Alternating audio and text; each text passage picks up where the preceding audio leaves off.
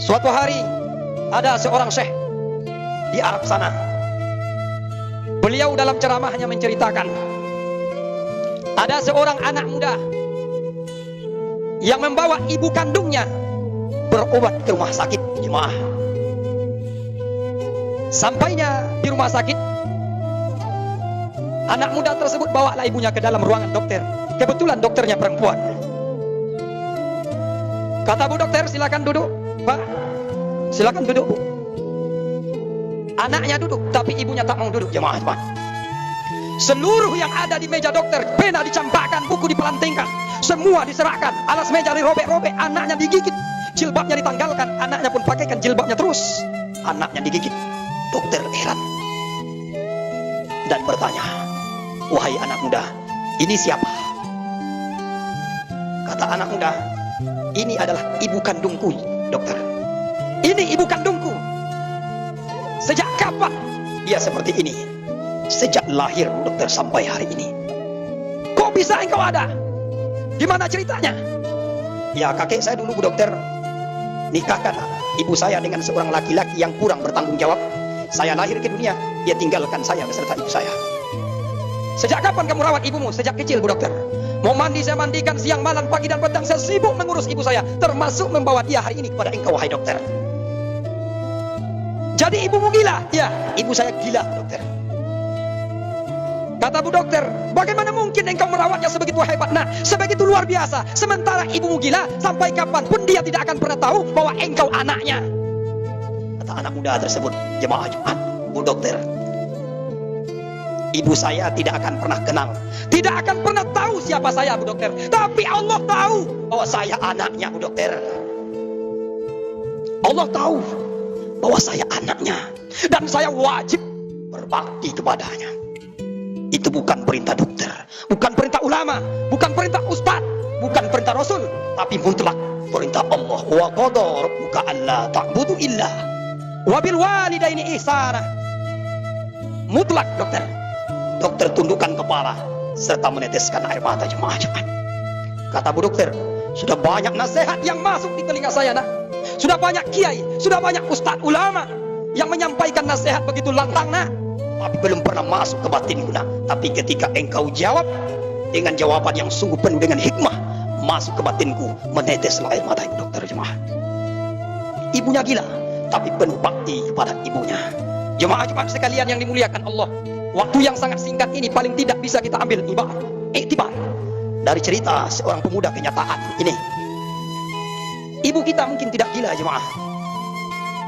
Ibu kita tidak gila, tapi kadang-kadang mungkin ngomong berulang-ulang kita seorang anak di hari tuanya seorang ayah, dia akan bertanya terus, nah, engkau sehat, nak? Nah, bagaimana keadaan ekonomimu, nak? Bagaimana rumah tanggamu, nak? Bagaimana anak cucuku, nak? Dia akan nyinyir dalam pertanyaan itu, jemaah. Dan dia tidak akan pernah bosan menanyakan keadaan kita.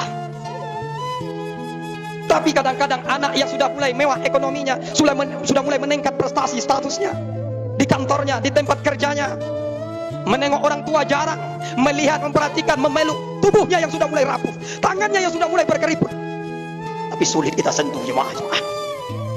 Kita ada di dunia ini bukan karena pejabat, bukan karena ustadz, tapi berkat perjuangan seorang ibu yang tegar di tengah meregang, di tengah kesakitannya. Satu langkah kaki di akhirat, satu langkah di dunia. Perjuangan, perasan keringat, cucuran darah.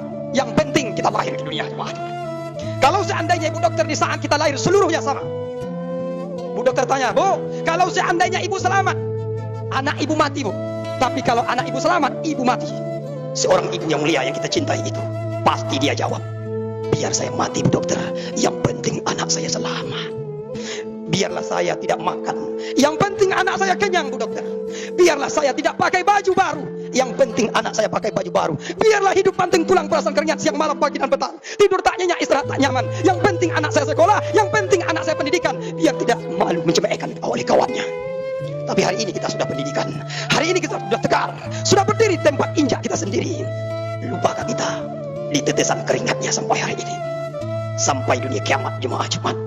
Kalau seorang ibu dan ayah sudah tinggalkan kita sampai ke tepi langit manapun, tidak ada ibu, tidak ada perempuan dimanapun seperti ibu kandung kita itu. Sepakat hati kita ketika ibu disebut, itulah yang sedang mengalir darah yang sangat keras dalam tubuh seorang anak yang belum berbakti kepada orang tuanya. Jemaah Jumat yang dimuliakan Allah Subhanahu wa taala. Kalau seandainya kita sebagai orang tua hari ini sudah menjadi orang tua, mungkin gagal berbakti sepenuhnya kepada orang tua kita dulu, tapi jangan sampai gagal kita mendidik anak yang gagal pula berbakti kepada kita sebagai orang tuanya. Tunjuk hari ini anak saya yang soleh, yang akan memandikan saya Pak Ustadz, yang akan memakaikan pakaian terakhir kain kafan namanya, yang akan menjadi imam dalam sholat saya, yang akan meletakkan kening saya di liang lahat nanti. Ini anak saya. Ini 4 harapan orang tua di hadapan Allah kepada anaknya. Karena dulu seorang ibu mandikan kita tak cukup 1 tahun, 5 tahun orang tua mandikan kita jemaah Jumat, mungkin lebih sampai 7 sampai 10 tahun. Tangan mereka yang menyentuh dengan penuh kasih dan sayang dan kelembutan itu mandikan kita sampai bersih. Satu kali diharapkan, tolong mandikan ibu nak, tolong mandikan ibu nak untuk yang terakhir nak. Ketika badan ibu terbaring kaku, tangan tidak berdaya, hati pun sudah mati nak, mulut sudah terkunci, tangan engkau yang akan menyentuh ibu nak. Setelah selesai pemandian itu, engkau nak yang akan memakaikan kain kafan ayah, kain kafan ibu nak, karena pakaianmu dulu pernah ayah pakaikan, pernah ibu pakaikan sampai 7 tahun nak. Dan kita sepakat itu terjadi. Satu kali nak, tolong pakaikan pakaian terakhir ayah. Ketika ayah sudah diam 1000 bahasa nak, ayah tidak bisa bergerak, kaki tidak bisa berlangkah, tangan tidak bisa diayunkan, lidah sudah membisu nak, otak tidak berfungsi, hati pun sudah dikunci mati Allah. Engkau yang akan memakaikan pakaian itu nak. Yang ketiga kata ayah, engkau sudah sekolah nak, engkau sudah dipanggil sarjana nak, engkau dihormati dimanapun kau datang nak.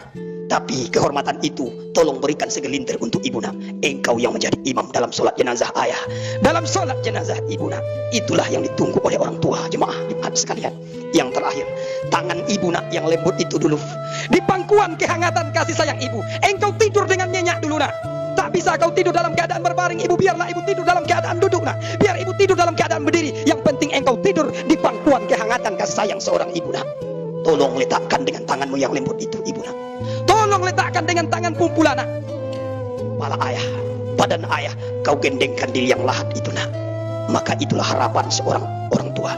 Jangan sampai sunyi di tengah keramaian, anak banyak, cucu menantu banyak, tapi ketika meregang di tengah sakaratul maut, semuanya hanya mengeluarkan tangis terisak.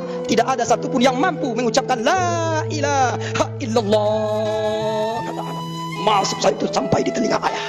Mudahlah telinga merespon, cepat ringan lidah untuk berkomat kami mengucapkan la ilaha illallah, karena yang mengucapkan darah daging kita sendiri.